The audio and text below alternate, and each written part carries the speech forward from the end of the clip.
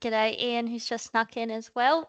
Yep, just following on from what Matt said, my name's Jade Layden and I'm the Carbon Outreach Officer here at the SAR Lands Landscape Board. So it's great to have you with us, and thanks so much for taking the time to join in. This series is part of the federally funded carbon farming outreach program, and today marks the second of our 2 webinars. So this is the last one in the series. So hopefully if you joined us last week, you've been ruminating on some questions, which Matt will take control of that at the end. Let's get cracking. So I'm going to kind of start with the same intro and just acknowledge that here in South Australia, pastoralists are already doing more and producing more from less, managing country with care and working to keep their land productive for the future. And this webinar really focuses on the tools that that landholders can use to really show that good management in this emission space, to measure, record and share what's being achieved on ground.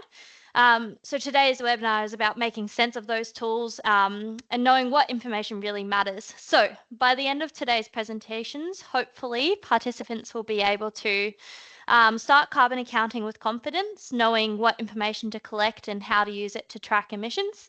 Hopefully you'll be able to identify realistic steps to reduce emissions in a partial system without compromising production or profitability.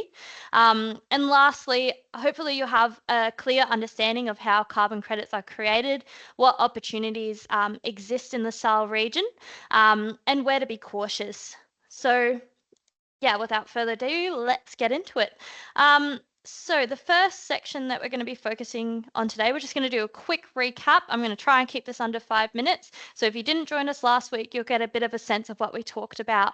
So last week, we really looked at the bigger picture. We really defined a lot of things, and we talked a lot about what's pushing in the world as we know it today to net zero and how that applies to ag. So at the heart of it, producers are all carbon farmers. Everything you grow or produce is made of carbon. Plants are around 40 to 50% carbon and animals are about 23%. When livestock breathe, they release carbon dioxide, and when they digest feed, microbes in the rumen, a system that's been around for 50 million years, breaks down plant material and releases methane. So in that system, around 6 to 10% of what the animal eats is lost as methane, and that's energy that could otherwise go into a product. In a perfect balance, carbon would move smoothly through plants and animals and soil, but methane tips that balance slightly. So we talked a lot about climate change, and just to sum it up quickly, I'm trying to keep this as brief as possible. So the greenhouse gas effect, that's what keeps the Earth warm enough for life to live. Added greenhouse gases in the atmosphere is what's causing the Earth to warm and the climate to change. One thing I want to highlight as we move forward is how we compare different greenhouse gases across the board. And we use something called the carbon dioxide equivalent. Basically, that allows us to measure how methane and nitrous oxide compare to carbon dioxide, because there's a significant less amount of methane and nitrous oxide in the atmosphere. It just packs a far bigger punch when it is in the atmosphere. Methane has a much shorter lifespan than carbon dioxide, and so does nitrous oxide, although it is still around 100 years. So for every so compared to 1 carbon dioxide, that would equal the same warming potential as 28. 1 methane is worth 28 carbon dioxide, so it would have the same effect. And it's just worth noting that agriculture accounts for around 51% of Australia's methane emissions. Most of that is biogenic, which means methane from livestock digestion, as I touched on before, which is part of the natural carbon cycle, not fossil fuel methane, which is released from mining or gas production. So reducing livestock methane isn't straightforward. We'll talk about how you might actually reduce it within a reasonable degree later in this webinar. So the focus for agriculture is managing carbon within the system, improving efficiency, productivity and resilience, and not chasing that net zero target. And yeah, just as we move forward, it's worth just redefining that net zero emissions refers to achieving an overall balance between greenhouse gas emissions and emitted and greenhouse gas emissions taken out of the atmosphere. So I just want to touch on this as well. There's obviously been some international targets set, which we touched on a lot last week. So if you want to learn more about that, please go watch that last webinar. So most large companies, including banks, insurers, and retailers like Coles and Woolworths, Thomas Foods, have net zero targets for 2050, and they'll need around 5 years of emissions data by 2030. So they're ready to start collecting information and submitting their reports. So the biggest push is coming through supply chains for net zero, that is. Multinationals must report emissions to keep access to finance and markets, and that pressure flows down to producers. So that's why it's been such a big conversation and why it continues to be such a big conversation. So these are intensity targets, which we'll talk about more later in this webinar, which compares emissions per unit of product, not absolute cuts. So in Australia, climate reporting will become mandatory for these larger companies, and voluntary emission standards are being developed. So for producers, this means banks and buyers will need your data, but they'll also invest in solutions to help meet those targets. So that's where things are headed. Every part of the supply chain is moving towards net zero. And the big question now is, how will the supply chain start buying? And we touched on this briefly last week. And so essentially, they will most likely get carbon audits done on properties that supply them, then rank them from lowest emissions intensity up to the highest and start buying accordingly, kind of what's showed in this image here. This isn't about a carbon tax or extra regulation. The pressure to act is coming from within the supply chain. So companies like TFI and Woolworths or others you might supply to are taking responsibility too. They know it's not just about producers. So the focus now is on collaboration, sharing data, working together and finding practical solutions that make sense for both sides, not just putting pressure on producers. So I think I've whizzed through that pretty quickly. Hopefully you've got a bit of an understanding of what we kind of touched on last week. And this is where we finished. So knowing your number, that is your carbon account and your emissions intensity, that's the first step in this space. So carbon accounting, how do we do that? What do we mean when we say carbon accounting? So knowing your carbon account is a low-cost, low-input way to be business ready for a low emissions market. In a partial system, most emissions come from methane exhaled by livestock during digestion, and carbon accounting tracks what goes in, what's emitted, and what leaves in your product. So what is it? What is carbon accounting? So carbon accounting or greenhouse gas accounting is basically measuring, as I discussed before, how much greenhouse gas your business produces over a year. Usually, sometimes a bit longer, shorter, depends on, how you're measuring it. So it's your carbon footprint, the amount of greenhouse gases you emit minus the carbon your land or vegetation stores. So when creating a carbon account, we look at 3 types of emissions, which we touched on last week. So your scope 1 emissions is what happens on your property. This is things that are within your control. So we're thinking for a pastoral system, your livestock, your fuel. I don't know if you have a mixed enterprise, maybe you apply some fertilizer if you have a mixed. Scope 2 basically just recovers purchased electricity you may buy in, and Scope 3 is everything else in your supply chain. So it's not something that you are directly responsible for, but it is a part of your business. So maybe you buy in some feed, maybe for your transport to market. These are part of your Scope 3. So it is something that is in your carbon account, your overall carbon footprint, but it's not what you're directly responsible for. So when you complete a carbon account, you end up with your total net emissions, which is essentially your carbon footprint, and your emissions intensity. That's your emissions compared with your output. It's a key number that buyers, banks, and industry will be used to compare business and track improvement. So you don't need to know your exact number today, but you do need to start collecting the right data, and we'll talk about what that data is. So what's in it for you? So why should you care about this? Having a carbon account isn't just about ticking a box. It's a business advantage. Wool and meat buyers are starting to rank properties based on emissions intensity, like we talked about, and that's how much carbon dioxide equivalent is produced for every kilo of product you sell. So what's in it for you?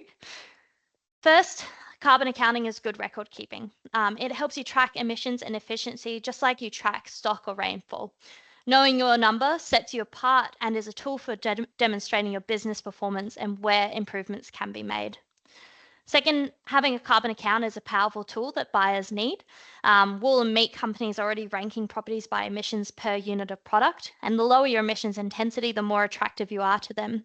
Fewer emissions mean fewer carbon credits they need to buy, and having your own carbon account gives you control over that data instead of letting someone else calculate it for you using assumptions that don't reflect your operation. It, um, it lets you tell your story accurately and how you manage your land, your stock, and your inputs. And it's likely that buyers will offer incentives for these numbers. G'day, Graham. Third, there's no cost to creating a carbon account. And even if targets or policies shift, I forgot to do my little thing, the information remains valuable. A carbon account gives you hard data you can use to benchmark, plan, and prove your progress. And remember, many practices that reduce emissions, and we'll touch on this later, like improving growth rates or feed efficiency, also strengthen productivity and profit. So, all right. We're getting to the spreadsheets. There are a range of carbon calculators available to producers today. Most have been developed through research partnerships between industry groups, universities, and government programs to make greenhouse gas accounting consistent and practical on property. They're designed to estimate emissions and carbon storage, usually using nationally recognized methods and data. There are also industry-specific greenhouse accounting framework tools developed by the University of Melbourne for most agriculture sectors. They can be downloaded and used in Excel with pre-populated data built in, and we'll look at this a little bit more in depth later. They're functional, but can be a bit clunky to use. One of the main tools for livestock production is the PICS, which is primary industries, something C, conventional climate change. There's a lot of synonyms here. And SBGAF, which is right up here, Sheep Beef Greenhouse Accounting Framework. I remembered that one. The Sheep and Beef Accounting Framework. It's built from CRO and University of Melbourne research and underpins many other calculators in the market. So the SBGAF aligns with the National Greenhouse Gas Inventory, so results are consistent with industry and government reporting. The strengths of the SBGAF are its transparency and scientific foundation. You can go into the back of this spreadsheet and see how the calculations are done, and it's regularly updated with new research. It's also tailored to Australian systems, feed and climate. The limitations are that it doesn't include soil carbon and only captures management changes through improved efficiencies. Like all models, it's pretty good, but also a little bit wrong. The outputs are solid for benchmarking, but not exact for every property. Carbon calculators can also be used as a management tool, like we kind of talked about. For example, to estimate how much planting or productivity gain you'd need to balance your emissions. And ideally in time, these calculations will link automatically through farm accounting software, so you won't have to need to do anything manually. Overall, the SBGAF is a reliable starting point for credible, consistent carbon numbers that connect directly to Australia's national framework. So FullCam is used mostly for calculating change for those that are involved in a carbon crediting scheme, which we'll talk a lot more about carbon credits later in this presentation. So I also want to touch on the AIA calculator. So this is the Agriculture Innovation Australia calculator, which is a newer developing tool that's designed to be more user-friendly than traditional frameworks. It's part of the AIA's environmental accounting platform, which produces a detailed emissions report for each business. So the AIA calculator shows your total annual emissions as well as your emissions intensity for each product, similar to the SBGAF, and everything is stored online with regular software updates and to keep data current. So if you don't like having your data stored online, this probably isn't the calculator for you. One of the major benefits is how easy it is to use. It's streamlined and less technical than the spreadsheet-based tools like the GAFs. It gives clear outputs and lets you explore different management scenarios to see how potential changes could affect your emissions profile. There are strong co-benefits from using tools like these. Good data management helps identify trends, highlight where there's room for improvement, and strengthen decision-making. Producers who manage data will tend to see gains in efficiency and profit. The limitations of the AIA calculator are that because it's still developing, the tool's accuracy and depth are improving over time, and some emission factors and assumptions are still being refined, but it's already proving valuable as a practical whole business assessment tool. So what do you actually need to complete a carbon account? So the information you need to estimate a property greenhouse gas emissions is available from probably yearly financial accounts from your tax and management records from your business. The information usually covers a 1-year period. And whether this is a calendar year or a financial year may depend on the purpose of your emissions report or how the input data is available to you. For example, if you need to report your emissions to a supplier, processor, or bank, then you need to use the records for the specific year you're reporting for. However, if you are just interested in understanding your greenhouse gas emissions in a representative year, then using data from a calendar year that was not strongly influenced by unusual seasonal conditions is recommended. So to complete a sheep and beef greenhouse accounting framework calculator, you will need to collect the following data. So your livestock inventory for each stock class across 4 different seasons, including your livestock numbers, your live weight, and your live weight gain. Now, I just want to comment that obviously, if you're in a cropping scenario, you need to collect different numbers, but this is just purely from a livestock perspective. So you purchase and sale inventory across each stock class for the year, including number of animals purchased and sold, and an average purchase sale weight of the animals. Reproductive data, including percentage of cows calving, as well as used lambing and seasonal lambing rate. So wool cut data for sheep enterprises and records of property inputs such as bought in animal feed in tonnes, fuel and litres, and electricities in kilowatts per hour. And for sequestration estimates, any tree planting area, if you've done that ever, including area hectare, species, and age of trees. So most carbon calculators only allow you to include trees and vegetation that you've actively established or managed with reasonable records to back it up. And this is a key point. That usually means trees you or your business have planted, like shelter blades, woodlots, or revegetation areas, or patches you're regenerating or protecting where there's been clear increase in vegetation cover because of your management. The key is that you have to be able to prove it.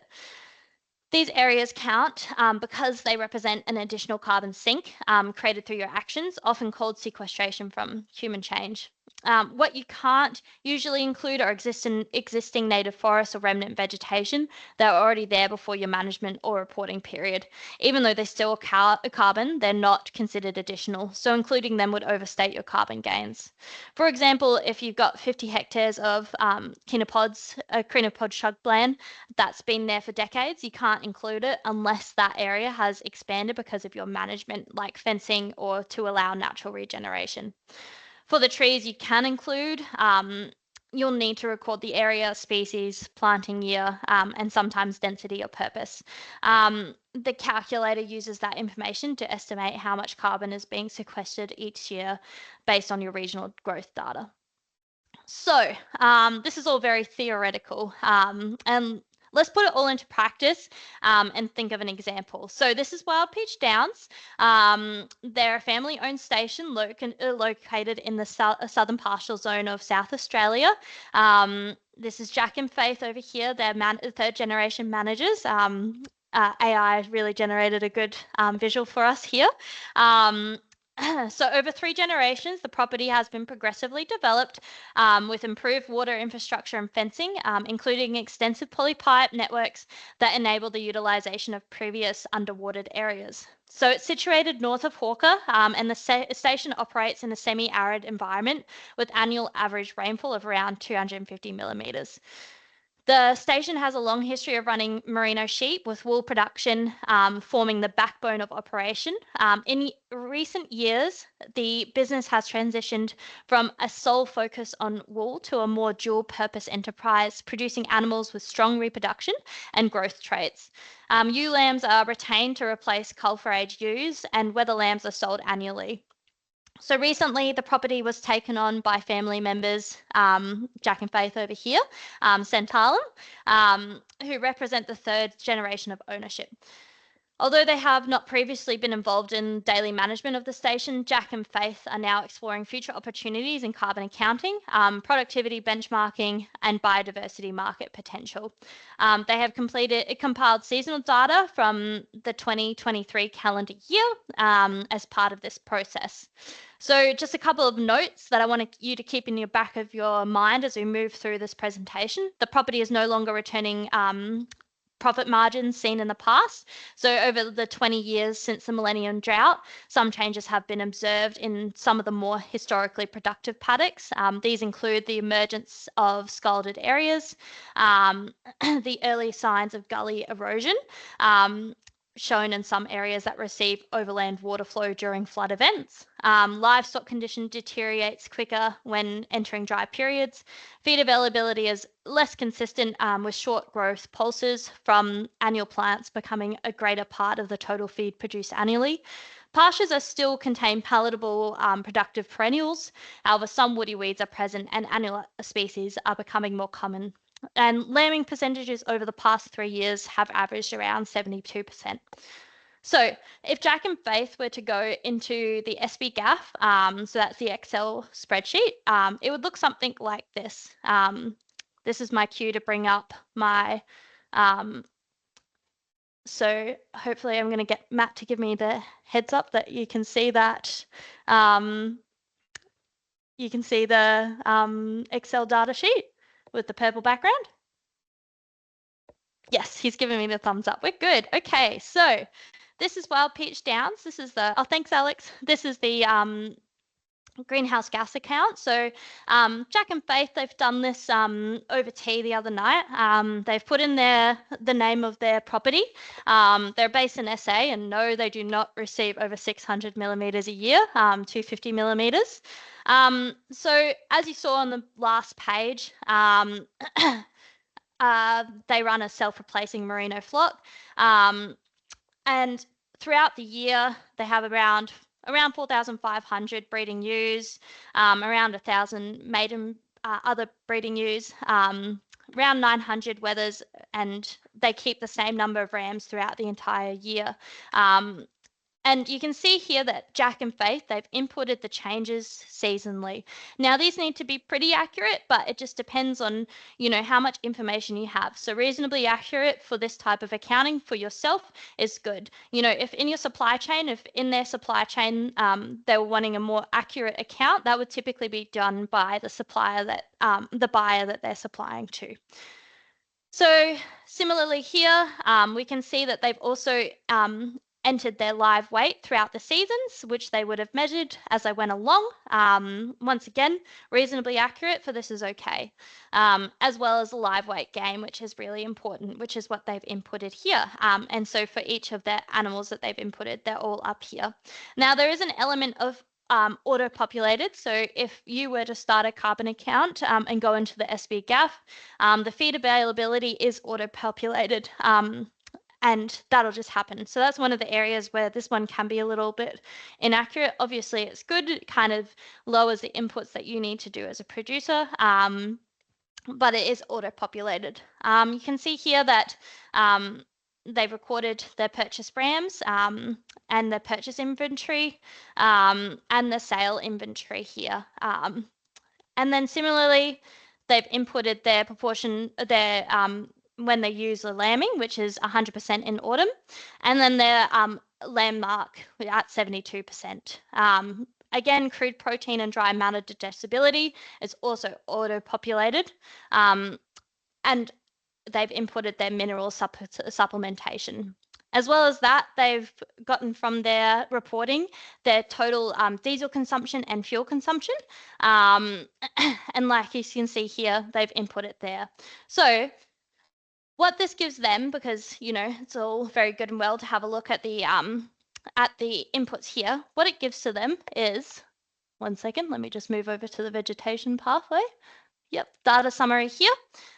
This is telling them their greenhouse gas accounts. And so the key numbers that you want to look at here is your net farm emissions, as well as your emissions intensity, as well as your breakdown of greenhouse gases. So last week we kind of touched on how much of livestock enterprises their emissions are contributed to as methane from enteric methane. And you can see here that Jack and Faith, 84% of their enterprises contributed to enteric methane breathed out by sheep. Similarly, urine and dung, which is also methane, makes up about 5% of their emissions profile. One thing I do want to highlight is that fuel only makes up, so this is their carbon dioxide emissions, only makes up about 5% of their total emissions, their emissions breakdown. They have a little bit of nitrous oxide, which is mainly coming from urine and dung as well. So the key kind of benchmarking tools here is our emissions intensity numbers, as well as our net farm emissions. So keep this in your mind here. I'm going to switch back to my presentation. Hopefully it'll work if I just minimize it here. Oh yes, it does. So if we keep that in mind, their emissions intensity number, and we compare it against now that we have their emissions intensity numbers, we can compare it against expected industry ranges. So from the SB-GAF results, which was given to us in that total emissions profile, the emissions intensity for sheep meat is around 5.2 kilograms of carbon dioxide equivalent per kilogram of live weight, and wool is around 19.3 kilograms of carbon dioxide equivalent per kilogram of greasy wool. So if we compare these to the benchmark data, the typical range for sheep meat is around 6 to 8 kilograms of carbon dioxide equivalent, whereas wool is around 21 to 28. So in this case, both figures sit below the industry averages, which is pretty typical for kind of our rangeland examples due to the low input systems. That means that this example enterprise is producing sheep meat and wool more efficiently per unit of output than the average values reported across Australia. Now we know that emissions intensity, we can use it to benchmark performance, both against national averages and over time on the same property. So it's a key figure that helps identify where emissions are being generated and how management changes could shift efficiency. This is where the carbon account becomes useful, not just as a number, but as a tool to track progress, compare to others in similar systems, and communicate performance to buyers or industry programs. So now that you know how to first start tracking your overall emissions and emissions intensity, how do you actually reduce emissions in your business? So the good news here is you're doing it already. Productive partial properties equals lower emissions. So what does that mean? That means good quality feed and ground cover, tick. Good genetics, high lambing and weaning rates, and healthy, efficient animals, no freeloaders. So improving livestock production efficiency, it's the first step in reducing methane emissions in red meat operations. And this is stuff that's part of everyday operations. So when stock numbers stay relatively constant, that means no destocking. The main ways to lift productivity are to increase reproduction rates, decrease mortality, and improve growth rates. So there's a direct link between methane emissions and the number of animals on your property. The more animals you run, the more total methane is produced. By improving overall productivity and removing unproductive animals, you can reduce methane emissions without reducing total output. In some cases, reducing numbers does make sense. For example, running slightly lower stocking rates in dry seasons, or selling animals earlier by improving weight gain. So animals that finish faster produce fewer lifetime emissions. So the same applies to breeders. Improving conception, lambing, and weaning rates lowers emissions intensity, and it's more effective to have 2 ewes produce 3 lambs than 3 ewes to produce the same number. Fewer mouths, same production. So efficient, healthy animals are key. No freeloaders. Managing animal health, reproduction, and nutrition reduces emissions intensity while improving business performance. And it all links back to land condition. Ground cover and healthy pastures not only improve feed and production, they also support soil carbon and landscape resilience. In short, the best path to lower emissions is the same path to a more productive and profitable pastoral business. And for many producers, that work is very well already underway. So I'll quickly touch on this. We touched on it a little bit. So land condition, ground cover, and total grazing pressure. To maximise livestock productivity, we also need to maintain healthy, functioning grazing land systems, which can also in turn improve soil carbon. So producers can influence this through three main factors, which is like we said, land condition, ground cover, and total grazing pressure. Firstly, land condition. The better the condition, the more pasture is grown for every millimetre of rainfall. Good land condition increases long-term carrying capacity, which can be managed through grazing pressure and evenness, resting country when needed, and controlling weeds and pests, managing soils, and potentially improving water movement through landscape rehydration techniques. Second is grazing pressure. So that's how much feed is eaten compared to how much is grown. Pushing grazing pressure too high reduces both pasture quality and land condition. So balancing numbers of seasonal growth is key. And lastly, forage quality. So where possible, obviously in pastoral properties, it's not really a matter of planting, but having the 3 Ps, the productive, the profitable and the perennial in your system is going to help. So higher quality feed means more efficient conversion of pasture into product. So producers can lift diet quality by managing pasture as well, or using targeted supplementation when nutritions are short or energy is short. So yeah. I guess we've got to touch on this, but feed additives are a major focus in the research space to reduce enteric methane, but they have limited practicality in extensive rangeland systems. So most additives like oils, tannins, algae-based products, or chemical inhibitors have been developed and tested in feedlot and confinement settings where feed can be controlled and delivered out daily. Out on open country, it's difficult and costly to deliver consistent doses to grazing livestock spread over large areas. So even though some additives can reduce methane by 20 to 40% in trials, their effectiveness depends on the reliable feeding delivery. So something that's rarely feasible under partial conditions. In these systems, forage quality and seasonal feed variation have far stronger influence on methane intensity than any supplement. That means that the best methane reductions still come from good grazing management, maintaining pasture conditioning and matching stock numbers to feed. So research into new options like algae is ongoing, but for now, feed additives remain largely impractical for extensive operations. So beyond livestock productivity, there are ways to reduce their carbon footprint, maybe renewables, maybe groundwater management, better dam use, carbon credits maybe. However, if we bring it back to Jack and Faith's example and we remember the distribution of their emissions, the biggest contributor to their overall emissions is enteric methane from livestock. So the most effective way to reduce emissions is by lifting livestock productivity. Like we've talked about, lifting growth rates, reproduction, and lambing percentages, so fewer animals produce the same amount of product. So finishing animals sooner also plays a key role. The quicker they reach their target weight, the fewer lifetime emissions they produce. And we also know they're starting to see, so for Jack and how they might also reduce emissions is we also know that they're starting to see some gully erosion.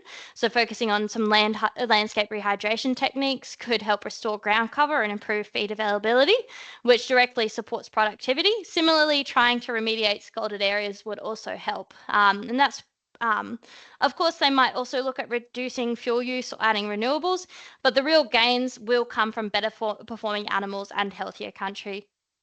At the end of the day, productivity and profitability go hand in hand with lower emissions.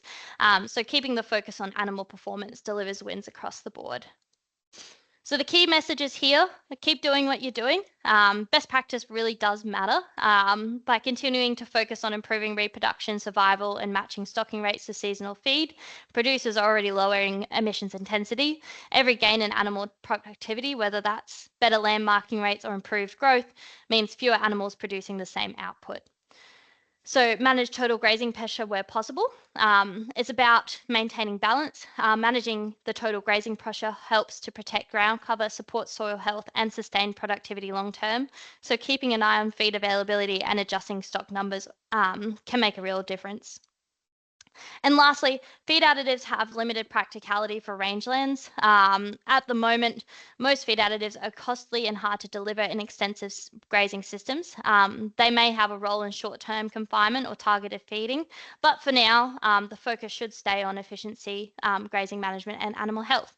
Still, it's an area to watch closely because there's a lot of money going into it and a lot of research going into it. So there may be some evolution in this space yet. So, carbon credits. We're going to talk a little bit about this for the last kind of 10 minutes or so of this presentation. And it's a space that when we hear the term carbon farming, most of us immediately do think of carbon credits and carbon projects. In this last section, we'll unpack what carbon credits actually are, how they fit into the SA arid lands region, and where landholders need to tread carefully. So when we talk about carbon credits in Australia, we're really talking about a system that puts value on reducing or storing carbon. Like we discussed last week, global efforts have been taken to address climate change. And Australia has focused on using market-based tools which rewards people for lowering emissions rather than just penalising those who don't. The logic is really quite simple, and that is if emitting carbon has a cost, then reducing or storing carbon should have a value.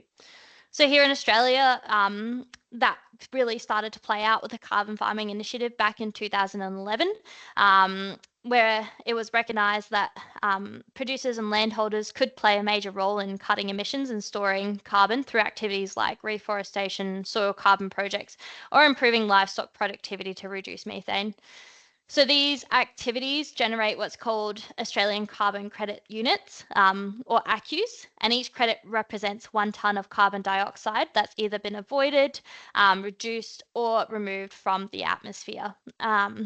The system is now managed under the ACCU scheme and regulated by the Clean Energy Regulator, which you would know quite intimately if you have a carbon project or you're in the process of getting one going. So landholders can sell their credits to the government or privately to companies wanting to offset their own emissions. So now, if you're thinking about what it actually takes to run an ACCU project, that's an Australian Carbon Credit Units project, there are a few key requirements and considerations to keep in mind. Firstly, every ACCU project must follow an approved methodology under the ACCU scheme. That's essentially the rule book that sets out how the project is run, how the carbon is measured, and how credits are issued.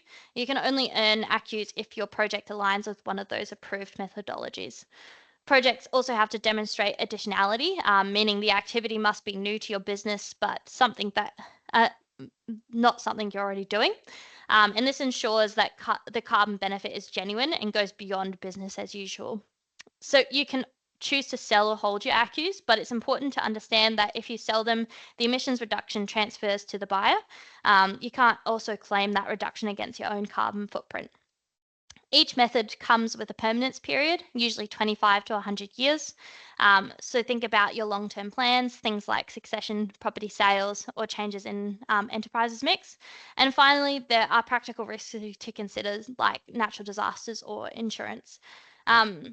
So seeking independent advice before committing to a contract or entering into something is really a good idea. Carbon projects are valuable, but they're complex. And while reducing emissions is essential, we can't rely solely on tree planting forever. And that's where emerging initiatives like the nature repair market will start to complement. I've just completely skipped through, sorry about that. Yeah, so it'll start to complement it. So, is there new opportunities for carbon projects in the SAR region? The reality is that the arid environment that we operate in limits the number of suitable ACCU methodologies. Most current methods like reforestation or soil carbon, they're designed for higher rainfall or higher biomass regions. In low rainfall country, slower growth rates and the challenge of accurately measuring soil carbon make it harder to demonstrate and verify results. There also can be high upfront costs, things like baseline measurements, long-term monitoring and verification, all of which require significant investment before any credits are generated. Combine that with permanence requirements and the risk from drought, fire, invasive species, and you can see why the economics can be tricky in these landscapes. So another challenge is, of course, complexity. The rules, contracts, and verification processes can be confusing, and local expertise is still limited compared with other regions. Add in tenure issues on partial leases, market uncertainty, and the need for long-term commitment, and it's clear that carbon projects aren't a one-size-fits-all solution. That said, there are a few emerging opportunities on the horizon, things like the new integrated farm and land management methods. Realistically, though, these are still in development. They've been in development for a while and may not be well suited to extensive low rainfall grazing systems. So while they may one day open doors for the region, right now they're more of a watch this space than a practical option. So although in saying that, there are carbon projects going in SAL at the moment. And those projects pretty well all are the human-induced regeneration method of projects. This has now been sunsetted, meaning that no more projects can be taken up in this space, although there are still ones that signed on prior to the sunsetting that are being established. So the human-induced regeneration method, the HIR projects, which is a part of the carbon crediting scheme, aims to regenerate native forests by changing land management, by reducing grazing pressure, controlling feral animals, and stopping regrowth suppression so that native vegetation can recover naturally instead of planting trees. Landholders let the country do the work by itself. Over time, land that was mostly bare or sparsely vegetated ideally transitions, as this model here shows, and eventually into established forests, storing carbon and vegetation and debris along the way. So the HIR methodology has now been sunsetted, like I discussed. No new projects can be registered, though existing projects can continue through their crediting periods. In the SAL region, there have been a few projects approved and accruing credits, but for most participants, it's been a very slow process. Much of that delay relates to native title consent requirements and verification backlogs within the clean energy regulator itself, as they work through assessing project eligibility and data integrity. While regeneration potential in arid areas is naturally slower and harder to measure, these projects have still demonstrated that carbon farming can work here. It just takes time, patience, and strong partnerships between landholders, regulators, and aggregators to make it happen. So I want to bring up a little example. So Charles Station, it's a 200,000 hectare pastoral beef property situated in WA that's been running a regeneration project since 2018 under the HIR method. So they started accruing credits in 2021. The project focuses on changing land management, mainly reducing grazing pressure and allowing native vegetation to naturally regrow in areas that were previously suppressed. So it's registered with the Clean Energy Regulator as the Charles Station Regeneration Project, and has already been issued around 120,000 Australian carbon credit units, each represented as 1 tonne of carbon dioxide equivalent stored in vegetation. So this is Ashley Dowden, and he manages it with his wife, Deborah, and the aggregate is Select Carbon. So I've got a little 2-minute video where Ashley will.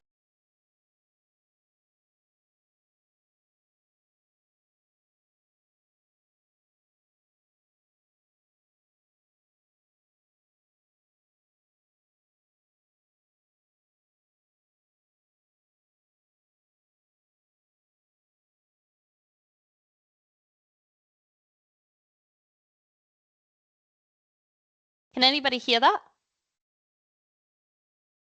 No sound. Thanks, Nick. No sound. Thanks, Nick. No sound. I think I got it.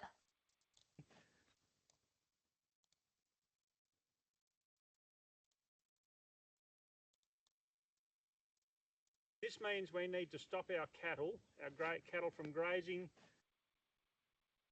Hello, I'm Ashley Dowden. I run Chulla Station with my wife Debbie. Chulla is a 206,000 hectare cattle beef enterprise. On Chulla, we have a HIR, a human induced regeneration carbon project. And this means we need to stop our cattle from grazing on the regenerating native forest. Now this little mulga tree here and another one here. Whoops. Another one here are all examples of the type of trees that are regenerating. They're baby mulga trees like this one here, and they're all part of the regenerating native forest. Now there's a number of ways how we actually manage or stop our cattle from grazing the regenerating native forest. The most important one is using self-herding techniques, which allows us to move our cattle through the landscape using attractants and take them into areas away from where the regenerating native forest is. We also have we have reduced our cattle numbers by 30%, which has allowed us to take the pressure off the regenerating native forest. We've fenced areas out to stop the cattle grazing in there. We've shut down waters in certain areas to stop the cattle going into those areas, and we've developed infrastructure including putting in new watering points into the areas where we want to attract the cattle, and this is to spread the grazing pressure a lot more evenly. But those areas where we're developing the infrastructure is away from the areas that sequester the carbon. Now the reason we're doing a carbon enterprise is obviously there's a financial interest in it. It helps us do a number of things, and the biggest one is probably the rehabilitation, regeneration work with ponding banks and machine intervention or mechanical intervention. We also use it to increase our infrastructure, which allows us to manage our herd better. And at the end of the day, it's about having happy, fat cattle and a better environment to pass on to the next generation of pastoralists. Right. Thanks very much for bearing with me while I got that going. That's going to be fun to watch back later in the recording. So I just want to highlight from there while we look at the suggestions on my YouTube page that this type of project is very similar to the projects that have been established or being established in the Sal region. And a lot of these HIR projects like Chulla Station in Western Australia and other Southwest Queensland were able to register before native title consent was required, which meant that there was a faster pathway through the approval process and in some cases in accruing credits. Even with that advantage though, Chulla still took around 3 years before it started earning credits, which really shows how long these projects can take to progress even when everything's in place. Now all new projects must have a native title consent before approval. This change ensures that traditional owners are properly consulted and acknowledged, which is an important component. However, it also means projects in regions like ours face longer timelines, partly due to the consent process itself, and also a big component is really due to the backlog and review delays within the clean energy regulator. So while projects are moving ahead, it's much more measured and a much more cautious process. So it takes a lot of time. So I'm going to try and whiz through this last little bit. And I want to really just clarify the difference between offsetting and insetting. Let's assume that you're a producer and you've accrued some credits. What happens next? What do you do with these credits? Obviously, if you've gone through an aggregator like Ashley at Chulla Station, there will be a proponent of that money that needs to go back to the aggregate for their intervention in that project. And then beyond that, with what's left for you is whether you plan to offset or inset those credits. So if you choose to offset, you're essentially selling those carbon credits to someone else, usually a company or a government, to help them meet their emissions targets. Once you sell them, you can't also claim those reductions in your own business reporting. So you've transferred the environmental benefit, but you've reaped the financial reward. If you choose to insert, you're keeping those emissions reductions within your own value chain. So instead of selling the credits, you use them to lower your own net emissions or demonstrate progress towards sustainability goals. Importantly, you don't need to be part of the ACCU scheme to do this. You can look at reducing your emissions through different ways on your property. And you don't need to be fully carbon neutral. That's a big caveat here. So any activity that reduces greenhouse gases or stores carbon, like better grazing management or vegetation recovery, will still show up in your productivity gains and your greenhouse gas calculations. So it's important to note that even if you are reducing your emissions, you may not be able to count that as a carbon project. It has to be registered through methodologies in one way or another.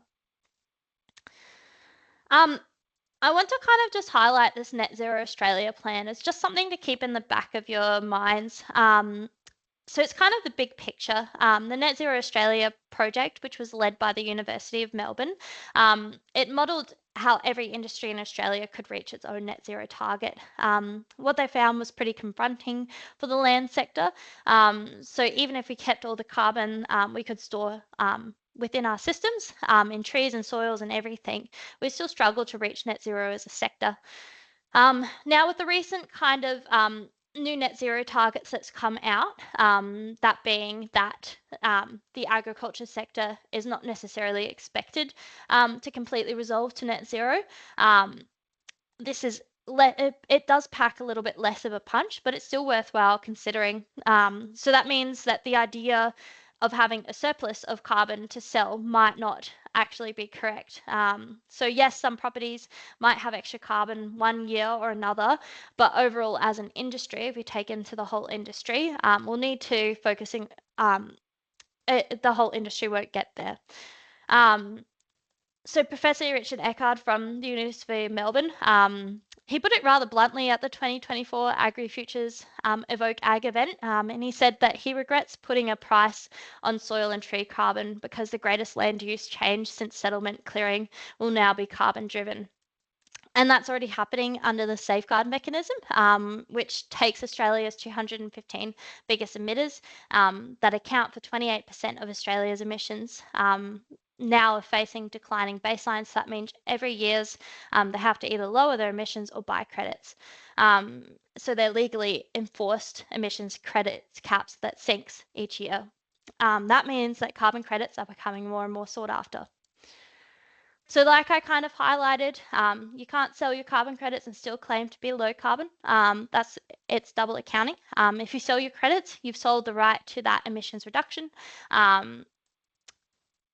And so, like I said, it may not be as big of a consideration now, but it's still worth being aware of. Before we finish up, I just want to touch on the Australian Agriculture Sustainability Framework. Sometimes in the carbon space, particularly the carbon credit space, there's a lot of complexity, but it's good to look at the bigger picture. This framework, it brings it all together. The environmental, social and economic dimensions of what sustainable agriculture looks like in Australia. Within it, carbon is recognised as the currency of today. It's what we talk about now. It's what's driving all our conversations, emissions reduction targets, etc., etc. But the message coming through now is that we're seeing some shift towards biodiversity as a framework of tomorrow. And that's really important because for new registering projects, in place, we can't plant trees forever. Obviously, in our region, we're not going to be planting trees, but places like New Zealand, where a high carbon price has led to widespread pine planting trees across former sheep country. It's a quick way to earn credits, but it doesn't deliver the broader biodiversity or productivity outcomes that we need.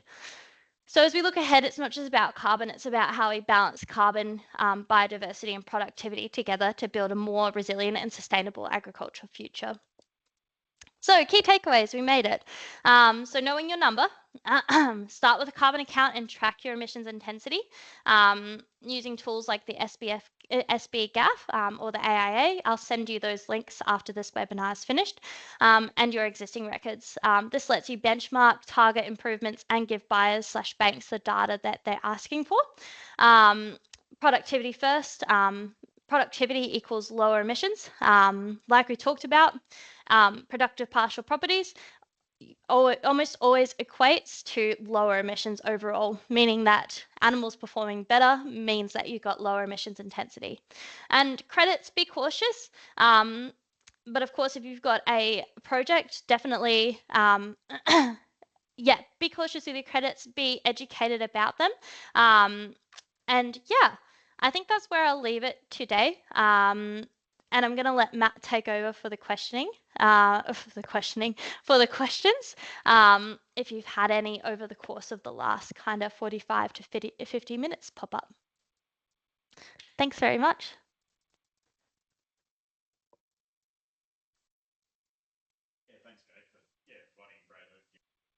Providing great overview and helping make sense of a complex and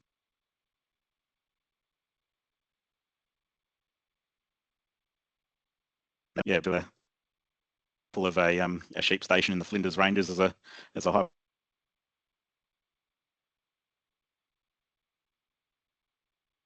Anyone have any questions for Jade?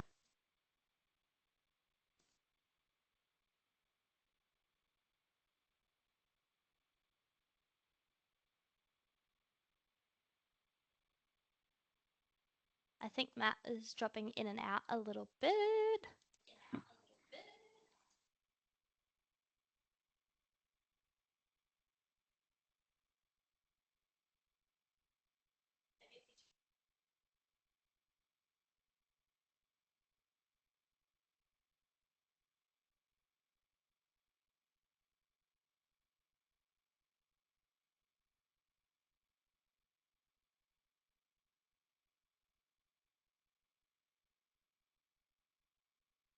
Thanks for that question, Joe.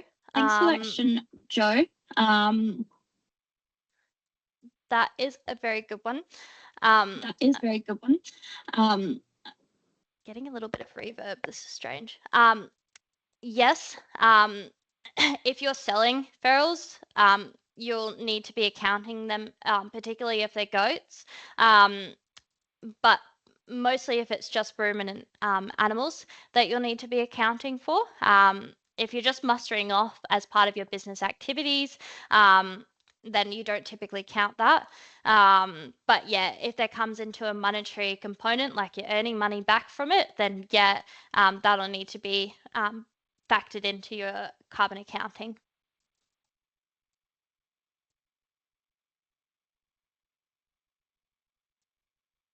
Yep. Do you have anything to add, Joe?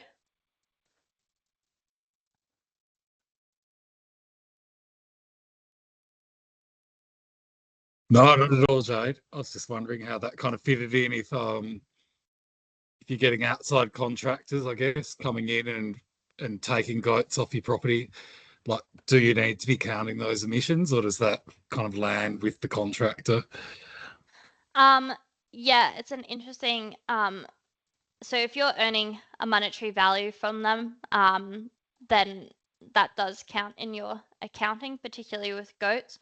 Obviously for in our region and for most of South Australia, like kangaroos are a big issue. If shooting kangaroos, then you don't have that on your account. Although in the last couple of years, there's accounting removal of ferals hasn't been part of the accounting process. But you do. Yeah. Oh, sorry, I thought you were finished. I was just going to say thanks. No worries.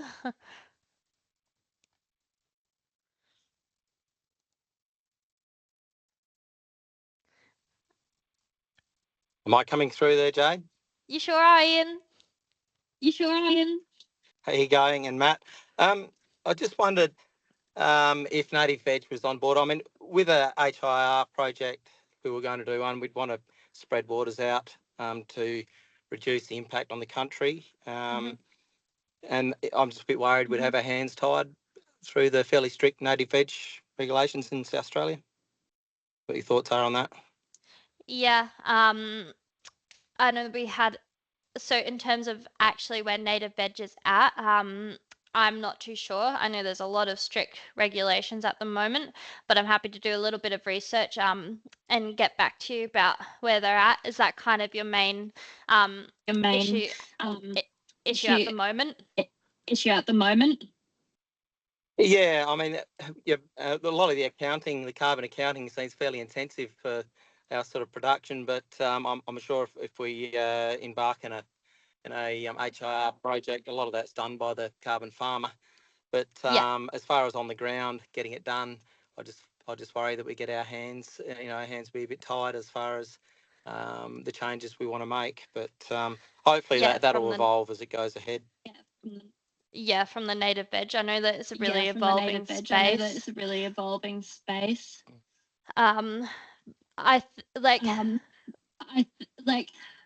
It's a bit hard to kind of talk about because each project is different. Each project is different. And Sure. And if that makes sense. So I might do a little if bit that of makes sense. inquiring So I and might get do a back little to bit of you. inquiring and get back to you. I think that Nick and I are Thanks, kind Jade. of I think that yeah, Nick no and I are worries. kind of no worries. Feel free to give me a call whenever about that. Feel free to give me a call whenever about that. Sure.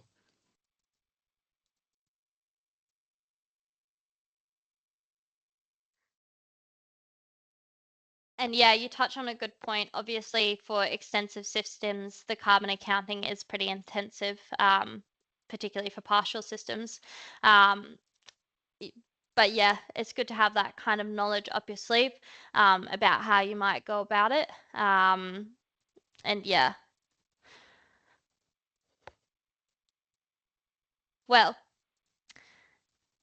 if there's, I'm going to do one more last round of calls for questions that may have come up, any concerns or anything.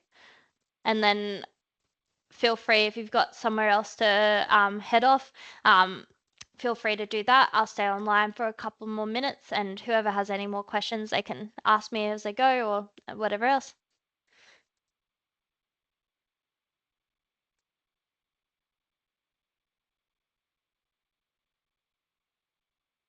Sweet. Well, thanks very much, everyone. I'll hang online. And hopefully you got something out of today. Like I did last week, I'll distribute I'll distribute around the recording and the slides. I'll also distribute the accounting links, so you can hop on that if you want to. But yeah, if you have any questions, feel free to hang around or else just give me a call. Thanks, Alex.